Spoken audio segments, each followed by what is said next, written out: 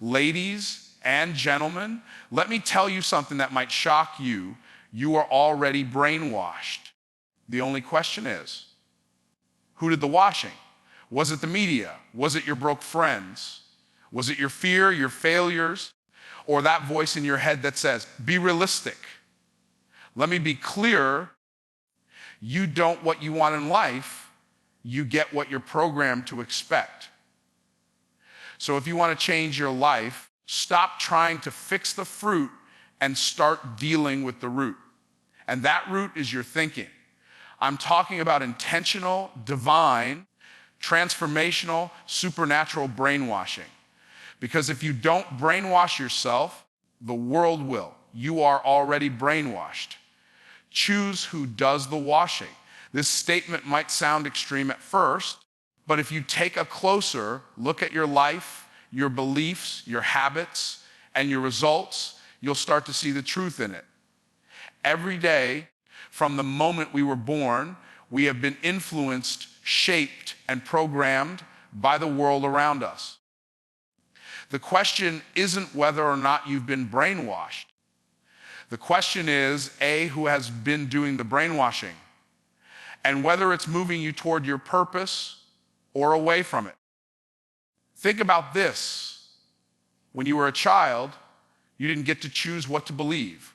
You didn't choose your name, your language, your culture, your values. Those were handed to you. Maybe your parents told you that rich people are greedy. Maybe a teacher told you you'd never amount to much. Maybe the news taught you to expect fear, struggle, and limitation. These ideas didn't come from you. They were put into you. That's brainwashing. It's not just something that happens in cults or governments.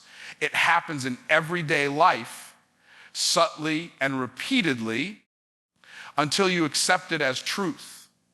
Your current level of success, or lack thereof, is a reflection of the programming you've accepted. If you believe money is evil, you'll unconsciously push wealth away, even if you say you want it. If you believe you're not good enough, you'll sabotage opportunities or avoid taking action altogether.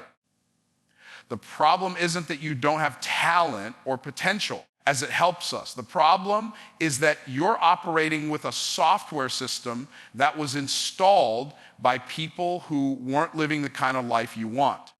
This is why it's so critical to take ownership of your mental inputs. You've got to wake up and realize that everything you expose your mind to is programming you. Every podcast, every conversation, every book, every social media post.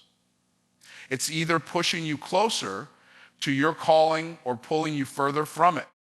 If you're not intentionally programming yourself, you're passively being programmed by default. And most of the default programming out there is designed to keep you average, limited, and afraid as it helps us. You don't need permission to change your thinking. You don't need someone's approval to reprogram your mind.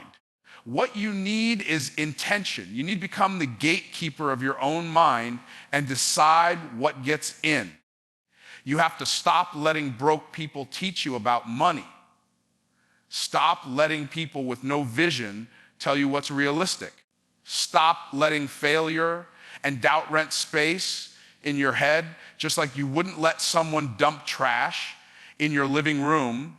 Don't let them dump trash in your belief system. Brainwashing is happening every day. Through repetition, through media, through emotion. The good news is you can flip the script. You can start brainwashing yourself on purpose.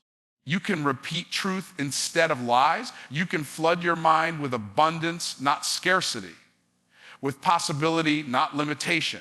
It's a process, but it begins with the decision to no longer be passive. To no longer let the culture, your past, or your environment control what you believe about yourself. You were created in power, on purpose, and with purpose. Helps us. But if your mind is still stuck in someone else's programming, you'll never access what's already inside you. No matter what your circumstances are today, You have the authority to change what you believe. You have the ability to rewire your mindset. You can start today by asking yourself, who has been doing the programming in my life? Whose voice have I allowed to shape my expectations? Whose limitations have I adopted as my own? You weren't meant to live life on autopilot, repeating someone else's fears. You were meant to choose your thoughts, choose your inputs, and choose who gets the privilege of influencing your mind. Renewing your mind daily with truth, not lies. This isn't just a motivational catchphrase. It's a principle of transformation. The mind is the battlefield where your future is won or lost. Every action you take, every decision you make, every habit you form, it all begins with a thought. And those thoughts are either rooted in truth or built on lies. It helps us. If you don't renew your mind with truth consistently, you'll end up reinforcing the very lies that have kept you stuck for years. Lies don't always show up as obvious. They often come disguised as common sense or realism. You might hear people say, well, not everyone can succeed, or money doesn't grow on trees, or that dream is too big for someone like you. These statements are framed as wisdom, but underneath, they are subtle limitations. They are belief systems passed down from people who never broke through themselves. They may have meant well, but good intentions don't create good results. The only way to overcome that is by washing those lies out of your mind with a higher level of truth daily. Your brain is like a sponge. It absorbs what it's immersed in. If you immerse it in negativity, scarcity, fear, and limitation, it's going to produce thoughts, emotions, and behaviors that reflect that. But if you immerse it in truth, truth about who you are, what you're capable of, and what's possible, then your whole mindset shifts. And when your mindset shifts, your life begins to align with a different level of expectation and action. That doesn't happen once. It doesn't happen occasionally. It has to happen daily. Most people think they need more motivation, more information, or more opportunity. But what they actually need is more renewal. You can't pour clean water into a dirty glass and expect it to taste fresh as it helps. You've got to clean the glass first. That's what renewing your mind does. It clears out the debris that blocks your belief. The limiting narratives, the false identities, the fear-based conditioning. All of it has to be replaced with something stronger. That something is truth. Truth is not just what sounds good, is what aligns with the principles that never fail. Truth is what speaks to your potential, not your pain. It tells you that you are capable, that you are chosen, that you were designed with purpose. It doesn't deny your current reality. It just refuses to let it define your destiny. Renewing your mind with truth means you are choosing to see beyond what is visible and believe in what is possible. You are programming your brain to expect growth, favor, increase, and success, not because of hype, but because of divine principle and proven process. This is why repetition matters. You can't renew your mind once and expect lasting change. Just like you can't take one shower and be clean for the rest of your life. You can't hear the truth once and think your mindset will stay sharp. Lies are everywhere. They come at you through conversations, the news, your memories, your emotions. So if you're not actively renewing your mind every day, those lies will creep back in. And when they do, they don't knock politely, they take over. Renewing your mind requires discipline. It means you wake up and declare truth over yourself before the world tells you who you are. It means you read, listen, speak, and meditate on things that strengthen your faith, expand your vision, and build your belief. It means you recognize that your mind is the engine And whatever fuel you put into it will determine the direction of your life. If you fill it with junk, you'll stall. If you fill it with truth, you'll soar. Every day is a fresh chance to choose what kind of thoughts you allow. Every day is a battle between truth and lie, belief and doubt, purpose and passivity. Speak your future, not your fears. The words you speak are not just sounds. They are signals. They broadcast your expectations, and those expectations shape your reality. Most people don't realize the power their own mouth has. They casually say things like, "I'm always broke. Nothing ever works out for me," or "That's just my luck." They think they're just being honest or venting, but in truth, they're programming their life with those words. When you speak from fear, you reinforce fear. When you speak from lack, you strengthen lack. But when you speak from vision, when you declare your future, when you call things that are not as though they were, you begin to pull your future into the present. Everything in your life is responding to the words you speak. This isn't just a motivational slogan, it's a spiritual law. The world was created by words. And if you're created in the image of the Creator, that means your words carry creative power too. Your words set the direction of your life, just like a rudder steers a ship. If your words are always steering toward what you fear, what you don't want, what you're trying to avoid, don't be surprised when your life ends up there. That's not coincidence, it's alignment. What you speak consistently, you begin to believe. And what you believe, you begin to act on. People underestimate the power of confession. They think it's weird or unnecessary to talk about what they want before they see it. Helps, but the truth is, that's exactly how vision becomes reality. You don't wait for results to start speaking the truth. You speak the truth until the results line up with it. Speaking your future is not pretending or lying to yourself, as it helps us. It's declaring what you've decided to believe, even when your circumstances haven't caught up yet. That's called faith, and faith always speaks. Faith doesn't stay silent and hope things get better. It speaks boldly and shapes things to get better. Fear wants your voice. Fear wants you to describe every problem, rehearse every limitation, and give life to every worst-case scenario. And the more you speak it, the more you believe it, and the more it shows up in your life. You don't break that cycle by trying to think more positively. You break it by speaking differently. Words are seeds. Every sentence you speak is planting something, and eventually you're going to live in the harvest of those words. So the question is, are you planning what you want or what you fear? Your future doesn't need more worry, more hesitation, or more doubt. It needs more declaration. Speak where you're going. Speak what you've decided. Speak like the person you want to become. That doesn't mean ignoring reality. It means not being limited by it. You can acknowledge the facts and still choose to speak faith. You can see the current struggle and still declare the victory. That's not denial, that's dominion. That helps us the mindset of someone who understands that life and death are in the power of the tongue. You must be intentional about your language. Don't just talk based on how you feel. Talk based on where you're headed. If you want to build wealth, speak like someone who honors prosperity.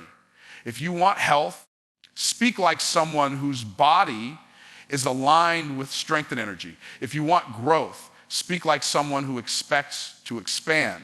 Use your words like tools, not like toys. Every time you speak, you are either reinforcing your limitations or releasing your future. Your language has to match your destiny. You cannot speak defeat and live in victory. You cannot speak lack and walk in abundance. You cannot speak fear and step into purpose. Your mouth has to come into agreement with your mission. Live by principles, not emotions. Emotions are real, but they're not reliable. They fluctuate with your circumstances, your environment, your hormones, and even the weather. If your life is built on emotions, your foundation is always shifting. One day you feel motivated, so you take action. The next day you feel tired, so you quit. That kind of inconsistency never leads to success. Principles, on the other hand, are fixed. They don't change based on how you feel. They don't bend to your mood or your moment. They are constant. And because they are constant, they produce consistent results when followed. Successful people do what they're supposed to do whether they feel like it or not. That's discipline. That's maturity. Emotion says, I'll do it when it's convenient. Principle says, I'll do it because it's right. Emotion says, it's too hard today. Principle says, keep going. Hard doesn't mean stop. Emotions are loud. They demand attention. They want to be obeyed. But principles are quiet. They don't shout. They don't beg. They wait for you to align with them. And when you do, they go to work on your behalf. Principles don't care about your background. They're not biased by your race, your education, or your personality. They are available to anyone willing to follow them. The law of gravity doesn't only work for certain people. It works for everyone. The same goes for the law of sowing and reaping, the law of focus, the law of discipline. These are universal truths that produce predictable outcomes. If you sow consistently, you reap eventually. If you focus deeply, you produce greatly. If you show up daily, you grow steadily. That's how principles work. But if you live by emotions, you'll always be in reaction mode. You'll respond to stress by quitting. You'll respond to fear by retreating. You'll respond to criticism by shrinking. Living by emotion means you're controlled by whatever is happening around you. You become a thermometer as it helps us, constantly adjusting to the temperature of life. But living by principle makes you a thermostat. You set the temperature. You dictate the climate. You influence the environment because you're not moved by the moment, you're anchored in truth. There will always be days you don't feel like doing what needs to be done. There will be times when your mind says, it's not worth it, when your heart wants to take the easy way out, when your body is screaming for comfort. That's when principle must rise. That's when you must remind yourself that your goals weren't based on how you'd feel every morning. Your commitments weren't built on mood swings. They were made from vision, purpose, and conviction. Emotions have a place, but they should never have the wheel. You can feel discouraged, but still show up. You can feel afraid, but still take the step. You can feel frustrated, but still follow through. That's power. That's self-leadership. That's choosing to prioritize long purpose over short-term comfort. Emotions make good passengers, but terrible drivers. Let them ride, but don't let them decide. The challenge for most people is they haven't trained themselves to act independently of emotion. They wait until they feel ready, feel excited, feel inspired. But the people who don't wait for permission from their feelings. They've decided in advance that principles will guide their actions. And because they follow principles, they become people of principle. They become consistent. And consistency over time creates momentum. Momentum turns into mastery. And mastery produces the kind of success emotions will never deliver. Surround yourself with growth-minded people. Your environment shapes your expectations, your thinking, and ultimately your outcomes. You cannot rise beyond the level of belief held by the people you spend the most time with.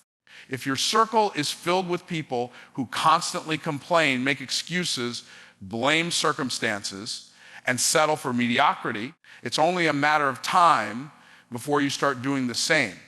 You begin to adopt their vocabulary, absorb their energy, and mirror their mindset. You might have ambition in your heart, but if the people around you don't believe in growth, they will unintentionally drag you back to their level of comfort. Success is not just about mindset. It's about atmosphere. Plants don't grow in toxic soil, and people don't grow in toxic environments. You need to place yourself in a community that nurtures, challenges, and stretches you. People who push you to think bigger, move faster, and live bolder. People who are not intimidated by your vision, but are inspired by it. People who are not satisfied with talking about problems all day, but are obsessed with solving them. That kind of environment ignites your potential and keeps your standards high. Too often, people stay loyal to relationships that keep them small. They confuse comfort with connection. Just because someone has been in your life a long time doesn't mean they deserve front row access to your future. Sometimes the people closest to you are the very ones limiting your belief. They don't do it out of hatred. They do it out of fear. Your growth threatens their comfort zone. Your elevation reminds them of their stagnation. And instead of rising with you, they'll try to anchor you where they are. That's why discernment is critical. You need to evaluate your circle, not just by who you like, but by who lifts you. Not just who entertains you, but who equips you. Look at the 5 people you spend the most time with and ask yourself, are they speaking life or speaking limitation? Are they walking in purpose or going in circles? Are they celebrating your wins or minimizing them? If you want to grow, you need to be around people who normalize excellence, who make faith action and results look like the baseline, not the exception. It's not about surrounding yourself with perfect people. It's about finding people who are progressing, people who are hungry, humble, and focused, people who won't let you make excuses and won't allow you to shrink, people who challenge your thinking, who ask better questions, and who hold you accountable to the version of yourself you say you want to become. In that environment, transformation happens faster. Why? Because proximity is power. What you hear consistently, you start to believe. What you see consistently, you start to imitate. If you want to change your life, start by changing your surroundings. Sometimes growth requires separation, not out of pride, but out of purpose. You cannot carry dead weight and expect to run. You cannot keep pouring into relationships that drain your energy and expect to thrive. Boundaries are not rejection. They are protection. Protect your energy, protect your vision, protect your peace. The wrong environment can suffocate your dream before it ever takes root. Elevated conversations lead to elevated outcomes. You need people who speak strategy, not gossip, vision, not fear, ideas, not drama. You need conversations that expand your mind, not shrink your spirit. When you're around growth-minded people, you can't help but level up. Their presence alone pulls more out of you. They expect more, they believe more, they live more intentionally. And being in that kind of atmosphere reminds you of who you are and what you're capable of. It holds a mirror up to your potential and dares you to stop settling. Act like the person you're becoming. Success is not something you wait to qualify for. It's something you prepare for by stepping into the identity of the future version of yourself.